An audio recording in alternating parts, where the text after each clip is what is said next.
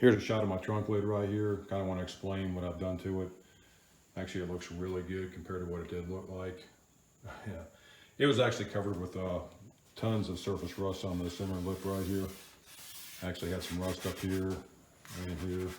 So what I did is I went ahead and used a wire wheel brush on the end of the drill and got all the rust out of it, off it.